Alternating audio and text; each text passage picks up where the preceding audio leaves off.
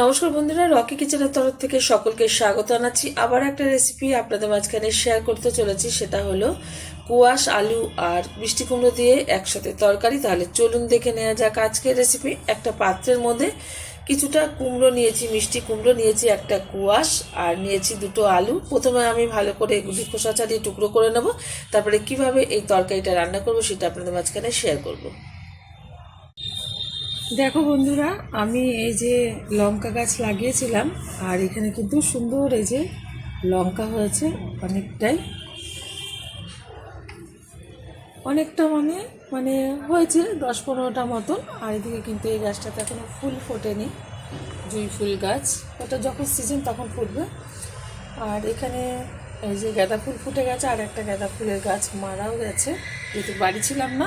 আর এদিকে কিন্তু খুব সুন্দরভাবে এই যে আমার ফুলকপি যে গাছগুলো আমি বসিয়েছিলাম তাতে সুন্দরভাবে এই যে ফুলকপি ধরেছে। এই যে দেখিয়ে দিচ্ছি, এই যে এই একটা তিনটে, এর মাঝে কিন্তু একটা অ্যালোভেরা গাছ আছে, দেখানো যাচ্ছে না তবুও দেখিয়ে দিই। এই যে অ্যালোভেরা গাছের মাঝেই আমি এই কপি চারাগুলো বুনেছিলাম, তাতে কিন্তু সুন্দরভাবে ফুলকপিগুলো হয়েছে। আর কালকে এটা কেটে ফেলবো, সেই কারণে আজকে ভিডিওটা দেখিয়ে দিলাম। আপনাদের কেমন লাগলো অবশ্যই কমেন্ট বক্সে আপনারা জানাবেন। তরকারিটা রান্না করার জন্য ওভেনে কড়াই বসিয়ে তাতে দিয়ে দিয়েছি কিছুটা পরিমাণে তেল। তেলটা গরম হয়ে গেছে, তেলের মধ্যে দিয়ে দিচ্ছি একটা তেজপাতা, 3টে শুকনো লঙ্কা মাঝখান থেকে ছিঁড়ে নিয়েছি, আর কিছুটা কালো জিরে ফোড়ন।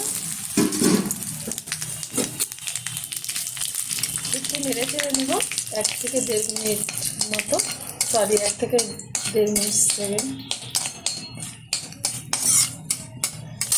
নাড়ানো হয়ে গেছে আর এটা ভাজা হয়ে গেছে। এখন দিয়ে দিচ্ছি টুকরো করে রাখা সবজি।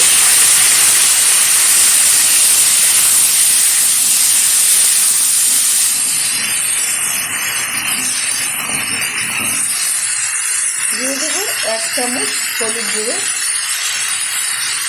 1/2 চামচ দিয়েছি, এই 1/2 চামচ, মোট 1 চামচ আমি হলুদ ব্যবহার করলাম। এই সবজিটা কিন্তু আপনারা রুটি, তরকারি, পরোটা বা প্লেন ভাতের সাথে খেতে পারেন, ভীষণ ভালো লাগবে। আমার এই রেসিপিটা আপনাদের ভালো লেগে থাকে আপনারা অবশ্যই চ্যানেলটি সাবস্ক্রাইব করবেন, লাইক করবেন, শেয়ার করবেন। আর ঠিক যেরকম আজকে এই রেসিপিটা দেখাচ্ছি অবশ্যই আপনারা ট্রাই করবেন, ভীষণ ভালো লাগবে। বেশ কিছুক্ষণ নেড়ে করে নেওয়ার পর এখানে দিয়ে দেবো পরিমাণ মতো লবণ, দিয়ে দিচ্ছি টুকরো করে রাখা টমেটো, কুচিয়ে রাখা ধনেপাতা।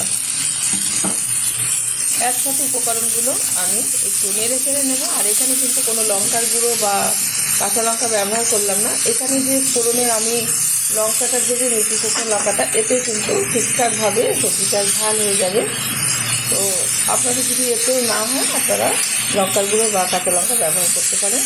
আর ভালো কালার আসার জন্য আপনারা কাশ্মীরি লঙ্কার গুঁড়ো ব্যবহার করতে পারেন। তা আমি এটা করব না, নর্মাল যেরকম রান্না হয় সবজি এরকমই রান্না করছি। আর এটা কিন্তু একদম মশলা ছাড়া।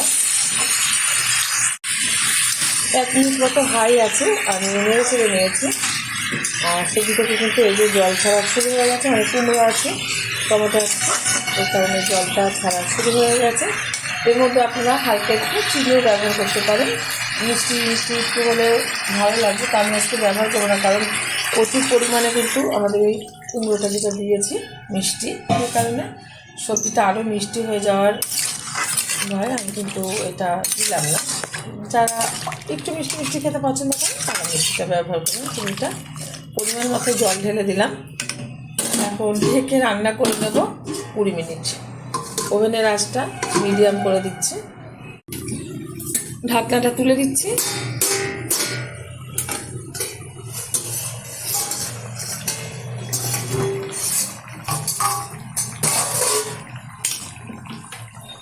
অনেকটা পরিমাণে কিন্তু এখনো ঝোলঝোল ভাব আছে।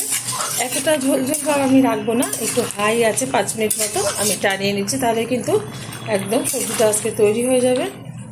আর সব কিন্তু খুব সুন্দরভাবে সিদ্ধ হয়ে গেছে, কোয়াশ, আলু আর মিষ্টি কুমড়ো। ঝোলটা কিন্তু অনেকটাই শুকিয়ে গেছে, আর যেটুখানি আছে, যেহেতু আলু আছে, এটা ঠান্ডা হয়ে যাওয়ার পর অনেকটাই টেনে যাবে। এখন এই অবস্থাতে আমি নামিয়ে ঢেলে দেবো একটা পাত্রে। আর গরম গরম ডাল ভাতের সাথে আজকে এটা আমি সার্ভ করবো। দেখা হবে পরের ভিডিওতে নতুন কোনো রেসিপি নিয়ে। ধন্যবাদ।